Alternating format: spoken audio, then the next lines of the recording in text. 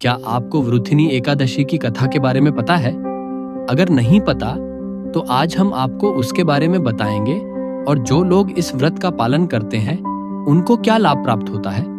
चलिए शुरू करते हैं। युधिष्ठिर ने पूछा, हे वासुदेव, वैशाख मास के कृष्ण पक्ष में किस नाम की एकादशी होती है? कृपया उसकी महिमा बताइए। भगवान श्री कृष्ण बोले, राजन, वैशाख गुजरात महाराष्ट्र के अनुसार चैत्र कृष्ण पक्ष की एकादशी वृथिनी के नाम से प्रसिद्ध है। यह इस लोक और परलोक में भी सौभाग्य प्रदान करने वाली है। वृथिनी के व्रत से सदा सुख की प्राप्ति और पाप की हानि होती है। वृथिनी के व्रत से ही मानधाता तथा धुंधुमार आदि अन्य अनेक राजा स्वर्गलोक को प्राप्त हुए हैं। जो फल 10,000 वर्षों तक तपस्या करने के बाद मनुष्य को प्राप्त होता है, वही फल इस वृथिनी एकादशी का व्रत रखने मात्र से प्राप्त हो जाता है।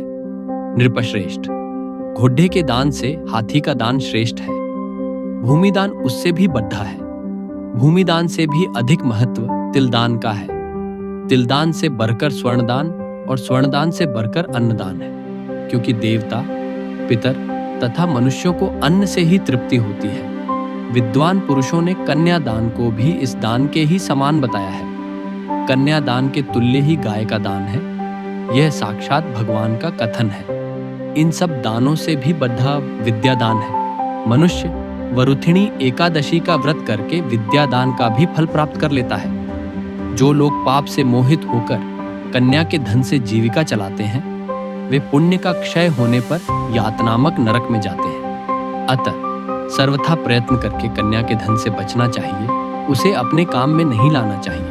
जो अपनी शक्ति के अनुसार अपनी कन्या को आभूषणों से विभूषित करके पवित्र भाव से कन्या का दान करता है, उसके पुण्य की संख्या बताने में चित्रगुप्त भी असमर्थ है।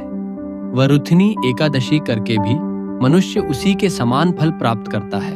राजन, रात को जागरण करके जो भगवान मधुसूदन का पूजन करते हैं, वे सब पापों से मुक्त हो परम गति को प्राप्त होते हैं। अतः पाप भीरु मनुष्यों को पूर्ण प्रयत्न करके इस एकादशी का व्रत करना चाहिए। यमराज से डरने वाला मनुष्य अवश्य वृथिनी एकादशी का व्रत करे। राजन, इसके पढ़ने और सुनने से सहस्र गोदान का फल मिलता है और मनुष्य सब पापों से मुक्त होकर विष्णु लोक में प्रतिष्ठित होता है।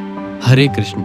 मुझे आशा है कि आपको ये कथा अच्छे से समझ आई हो। मिलते हैं अगली वीडियो में।